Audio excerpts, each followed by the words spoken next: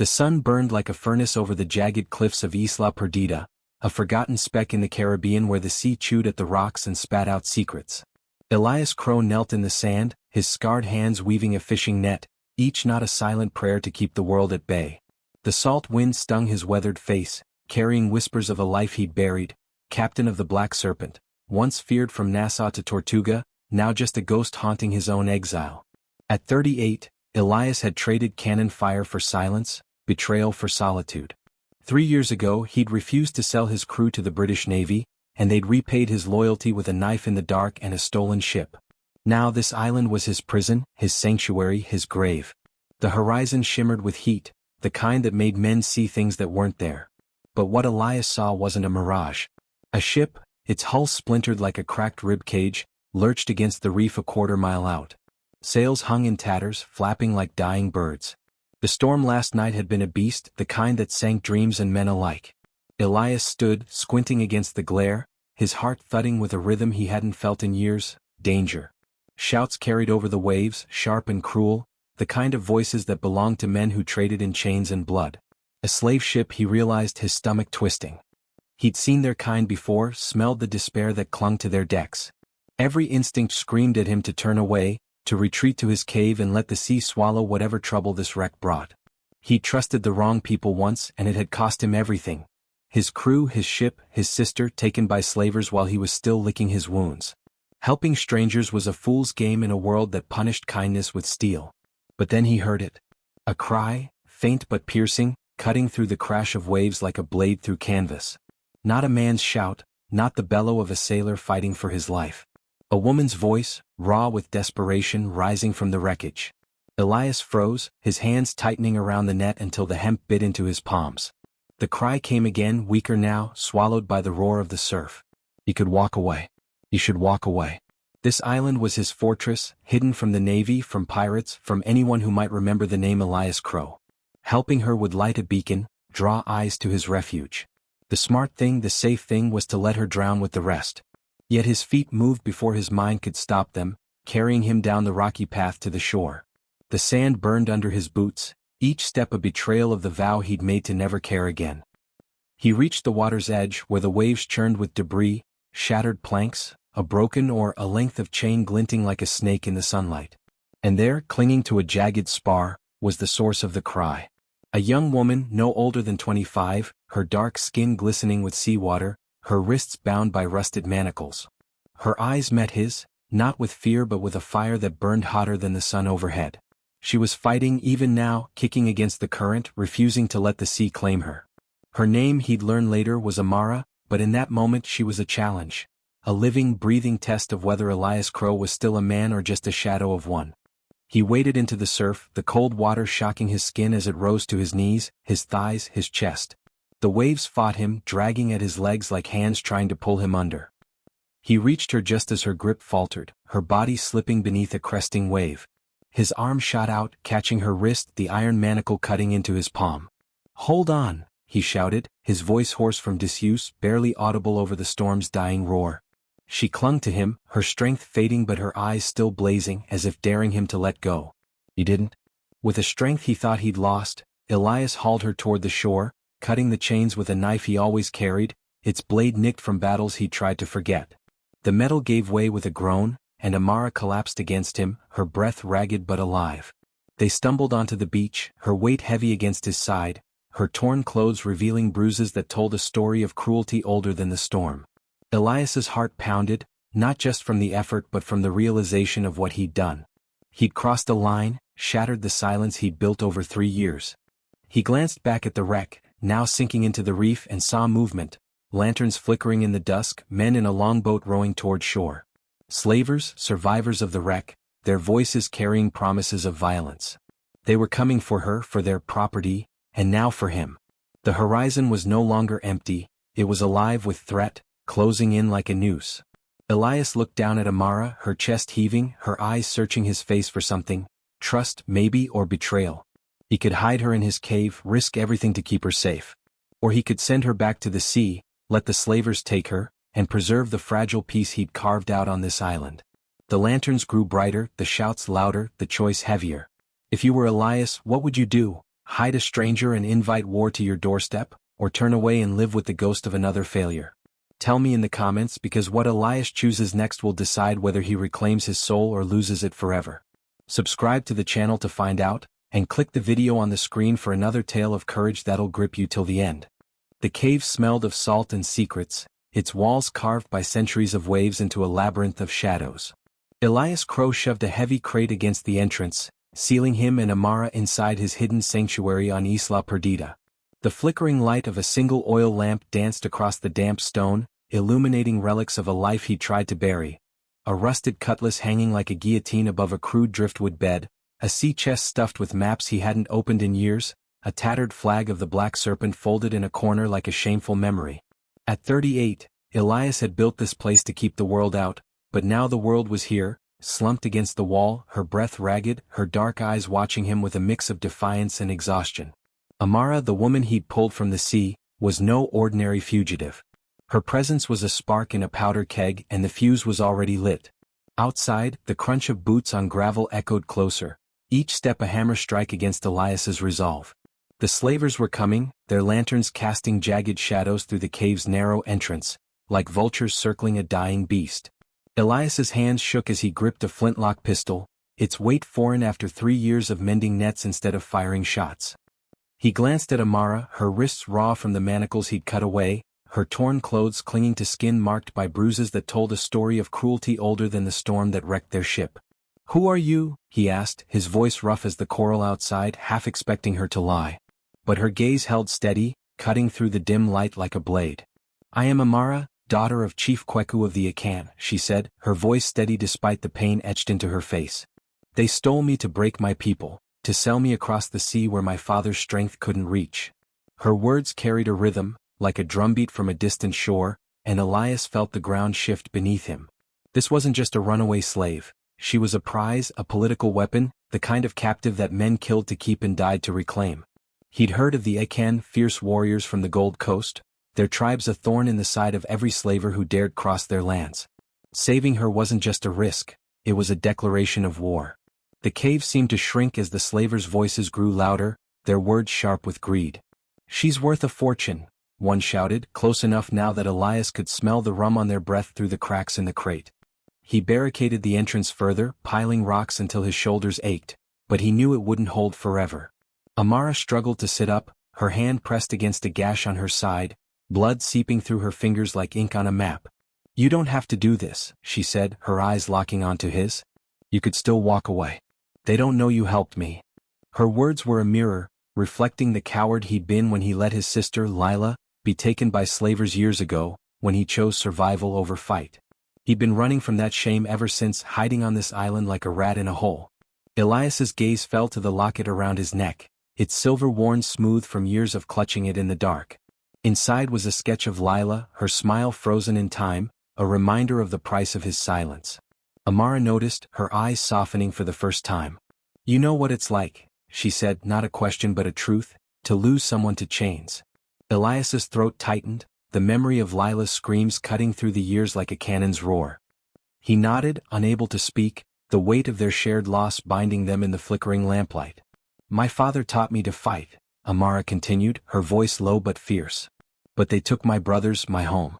I won't let them take my hope." A shout from outside snapped Elias back to the present. "She's here somewhere," a voice bellowed, thick with malice. "Check the cliffs." The slavers were systematic, their boots scouring the shore, their lanterns sweeping like hounds sniffing blood. Elias's mind raced, mapping the island's terrain, hidden coves, jagged rocks, paths only he knew. He could lead them away, buy Amara time to hide deeper in the cave's tunnels. But that meant stepping back into the world he'd fled, risking the Navy's notice, the slavers' wrath, the ghosts of his past.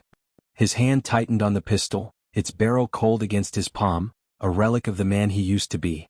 Amara's voice cut through his thoughts. "You're not like them," she said, gesturing toward the crate, toward the men beyond. "You could have left me to drown, but you didn't." "Why?"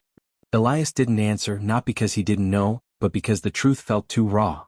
He saw Lila in her eyes, a chance to right a wrong he'd carried like a stone in his chest. Instead, he checked the pistol's flint, his movements deliberate, practiced, the pirate captain waking from a long sleep. The cave walls seemed to pulse with the rhythm of approaching danger, the air thick with the promise of violence. Then a new voice rang out, colder, sharper, cutting through the slaver's chatter like a whip. Amara, daughter of Kweku. We know you're here. Surrender, and we might let your savior live. Elias's blood ran cold. They knew her name, her lineage. This wasn't a random hunt. It was a mission, and he'd just made himself a target. Amara's face hardened, her hand reaching for a shard of broken wood, a makeshift weapon despite her wounds. They'll kill you if they find me, she whispered. Let me go to them. You don't owe me your life. Elias met her gaze, the locket burning against his chest. He'd run from trouble once and it had cost him everything. Not this time. But as he opened his mouth to reply, a crash echoed from the cave entrance, with splintering rocks tumbling. The slavers were closer than he thought, their blades scraping against the stone, their greed a living thing clawing at his sanctuary. Would you fight for a stranger who could destroy your peace, or let her face her fate to save yourself? Tell me in the comments, because Elias's next choice will light a fire that could burn his world to ashes. Subscribe to the channel to see what happens next, and click the video on the screen for another story of courage that'll keep you hooked till the end. The cave on Isla Perdida pulsed with the heartbeat of danger, its shadows flickering like ghosts in the lamplight. Elias Crow crouched beside Amara, his flintlock pistol heavy in his hand, the scent of gunpowder and salt thick in the air. Outside, the slavers' boots crunched closer, their lanterns slicing through the dusk like knives, their voices dripping with greed and menace. She's in there, one bellowed, close enough now that Elias could hear the clink of their swords against buckles. Amara, daughter of Chief Kweku, clutched a jagged piece of driftwood, her eyes blazing despite the blood seeping through her torn dress. Elias had pulled her from the sea, but saving her now meant fighting men who'd kill to reclaim their prize. 3 years of solitude had taught him to avoid trouble, but trouble had found him, and it wore the face of Captain Harrow, the slaver leader whose voice cut through the night like a cannon shot. Amara. Your father can't save you now, he taunted, his words a promise of blood. Elias's mind raced, mapping the island's traps, nets of rocks rigged to fall, hidden pits lined with coral spikes, paths that led to cliffs where a man could vanish into the sea. He'd built these defenses to keep the world out, but now they were his only chance to keep Amara alive. Stay low, he whispered, his voice rough as the gravel underfoot. Amara nodded, her grip tightening on her makeshift weapon, her warrior's spirit undimmed by pain. The cave's entrance shuddered as a slaver's axe bit into the crate barricade, splinters flying like shrapnel. Elias knew they had minutes, maybe less, before the slavers breached the cave. He glanced at Amara, her face lit by the lamp's glow, and saw not just a fugitive but a woman who'd fight to her last breath. You're not helpless, he said, a statement, not a question. She smirked, a spark of defiance in her eyes. My father taught me to wield a spear before I could walk. These men will learn that the hard way. The first slaver broke through, a hulking brute with a scar splitting his brow, his cutlass gleaming with intent. Elias didn't hesitate. He triggered a trap, a net of rocks suspended above the entrance, sending a cascade of stone crashing down. The slaver's scream was cut short as he crumpled under the weight, blood pooling in the sand. Amara moved like a shadow, her driftwood shard slamming into another slaver's knee, dropping him with a howl. Elias fired his pistol, the shot echoing like thunder, catching a third man in the shoulder as he scrambled through the breach. The cave became a battlefield, chaos lit by flickering light, the air thick with dust and the coppery scent of blood. Amara fought beside him, her movements precise despite her wounds, each strike a testament to the warrior she was raised to be. Elias felt the old fire in his veins, the pirate captain waking from a 3-year slumber, his cutlass now in hand, its blade singing as it met flesh. But there were too many. 6 slavers still stood, Captain Harrow among them, his eyes glinting with a predator's calm. You're a dead man, hermit, he shouted, dodging a falling rock as he advanced, his sword drawn. Elias knew the cave wouldn't hold. He grabbed Amara's arm, pulling her toward a hidden tunnel at the back, its entrance concealed by a curtain of vines. There's a dinghy on the western cove, he whispered, his breath hot against her ear. You can make it if you go now. Amara's eyes widened, her hand clutching his sleeve. You'll die if I leave. Elias shook his head, the locket around his neck heavy with the memory of his sister, Lila, lost to men like these. I've been dead for years. You're my chance to live again. Go. Amara hesitated, her gaze searching his, then nodded, a silent promise passing between them. She slipped into the tunnel, her footsteps fading as Elias turned back to face the slavers. He triggered another trap, a rope snare that yanked a slaver off his feet, his screams echoing as he dangled above a pit. Elias fought with a ferocity he thought he'd forgotten, his cutlass clashing against Harrow's sword, sparks flying in the dark. But Harrow was no ordinary foe. His movements were precise, his strength brutal. A glancing blow caught Elias's arm, blood welling through his sleeve, but he held his ground, buying Amara time. Through the chaos, he heard the faint splash of oars. Amara had reached the dinghy. She was gone, her silhouette vanishing into the moonlit sea, but her final words lingered like a brand on his soul. "My people will come for me, Elias," she'd said, her voice steady despite the pain. "And when they do, you won't be alone." Elias stumbled back, his strength fading as Harrow's blade pressed closer, the slaver's grin a promise of death. "You've made a mistake, pirate," Harrow snarled, his scar-twisted face inches from Elias's. "You think she's gone? We'll find her, and when we do, this island will burn with you on it." The remaining slavers rallied behind him, their weapons gleaming, their numbers overwhelming. Elias's traps had thinned their ranks, but not enough. He was one man against a storm of steel. As he braced for the end, a new sound cut through the night, not the crash of waves or the clash of swords, but the distant boom of cannon fire. Elias's heart stopped. A ship, maybe more, approaching from the horizon. Friend or foe he couldn't tell, but the slavers froze, their eyes darting to the sea. Harrow's grin faltered, his confidence cracking like ice under a boot. "What have you done?" he hissed, his blade still raised. Elias didn't answer, his own gaze fixed on the dark water, where the first silhouettes of sails appeared against the stars.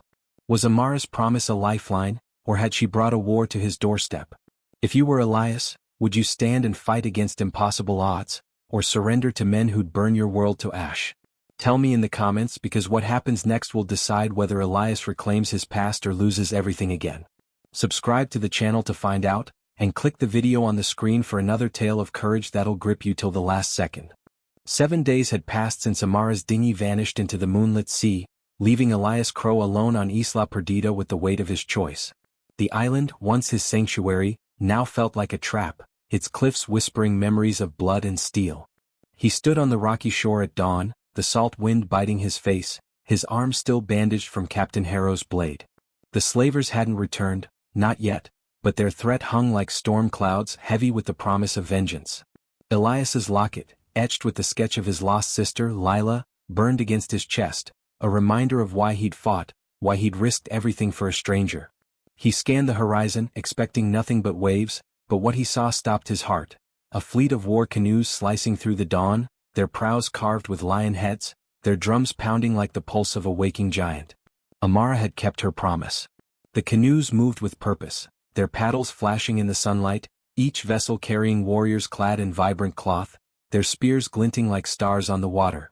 At the lead was Amara, standing tall, her wounds hidden beneath a robe of woven gold and crimson, her eyes fierce with purpose. Beside her stood a man whose presence seemed to command the sea itself. Chief Kweku, her father, his face carved with the weight of a leader who'd lost and fought to reclaim. The Akan had come, not just for their daughter but for justice, and Elias, the exiled pirate who'd sworn off the world, was now at the center of their storm. The drums grew louder, a rhythm that shook the sand beneath his boots, and Elias felt the old fire of the Black Serpent as captain stir in his veins, warring with the fear of a man who'd lost too much to trust again.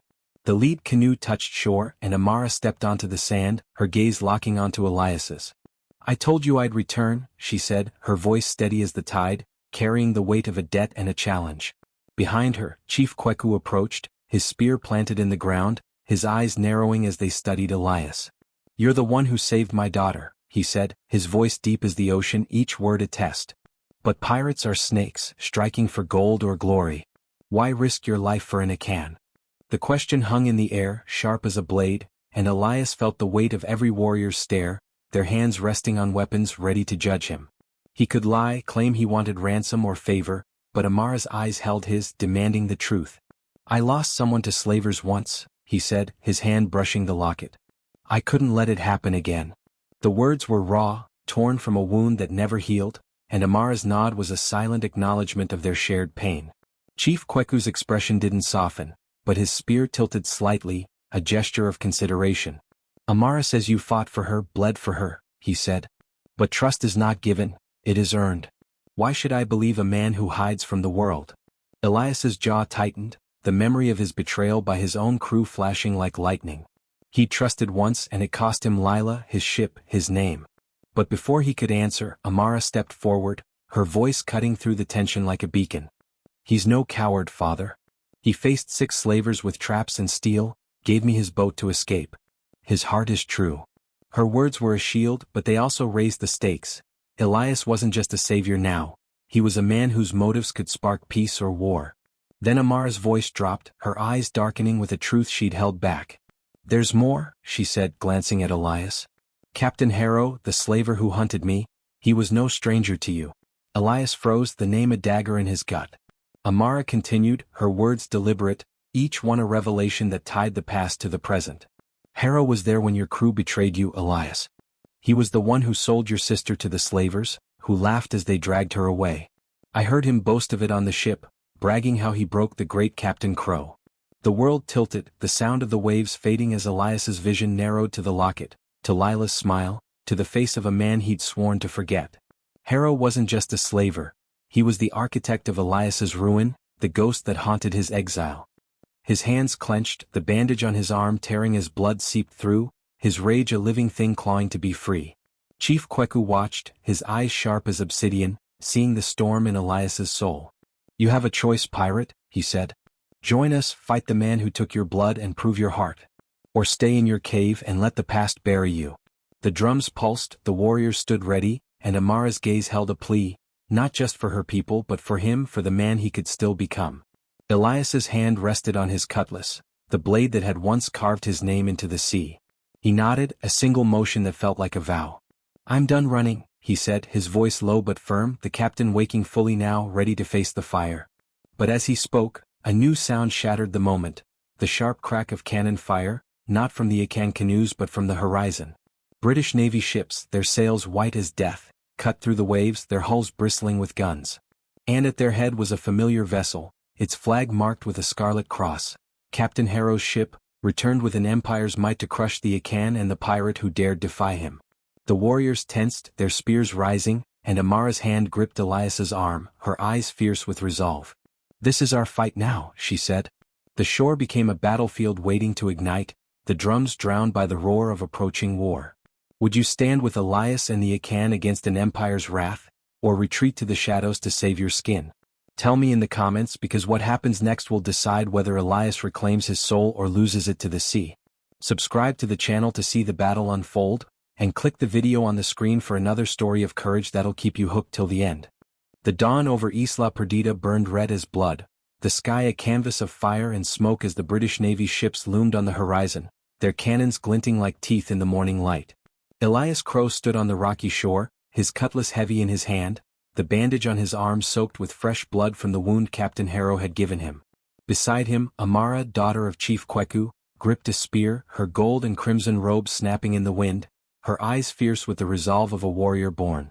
Behind them, the Akan warriors formed a line, their war canoes bobbing in the surf, their drums pounding a rhythm that shook the earth.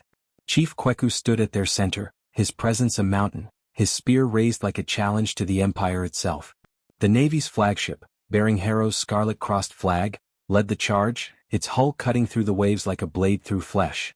This was no mere skirmish, it was a reckoning, and Elias, the exiled pirate who'd sworn off the world, was now its fulcrum.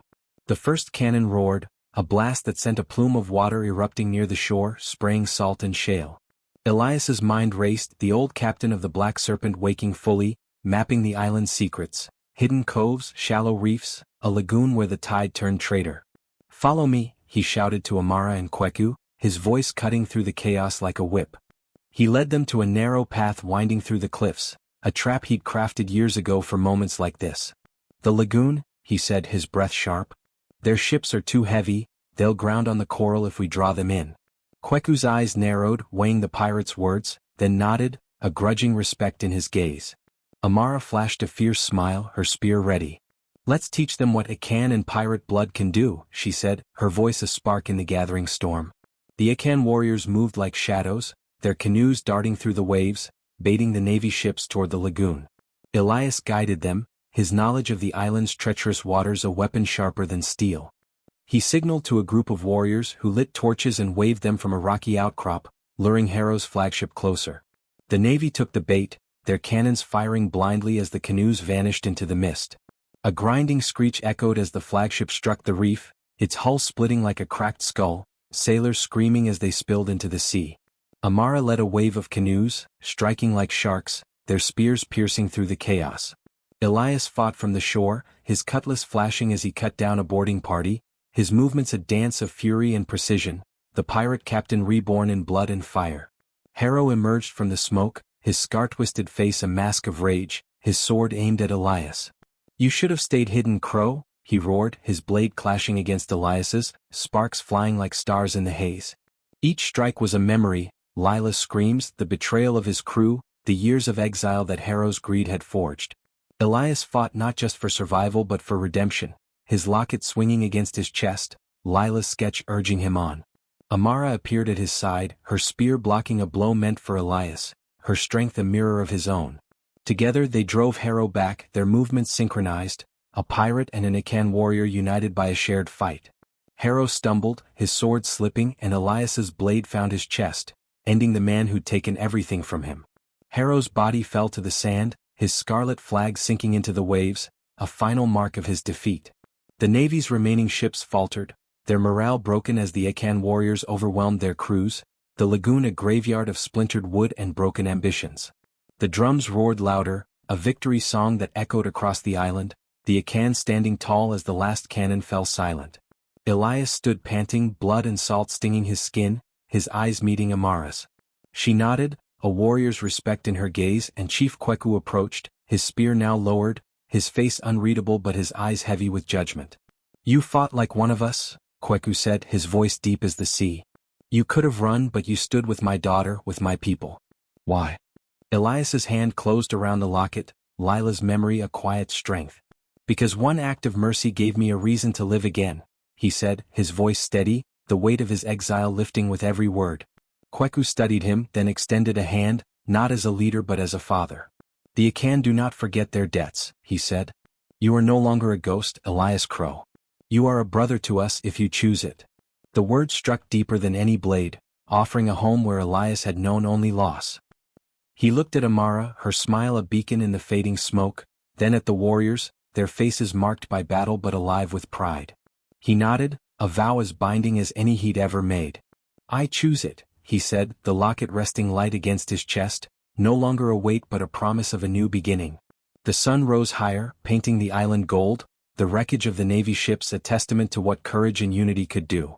Elias stood among the Akan, no longer an exile but a man reborn, his past forged into purpose. One act of mercy had turned a pirate into a brother, a stranger into family. If you were Elias, would you have fought for a cause bigger than yourself, or stayed in the shadows of your past? Tell me in the comments, because stories like this remind us what it means to stand tall. Subscribe to the channel for more tales of courage that'll grip your heart, and click the video on the screen for a twist that'll keep you hooked till the very last second.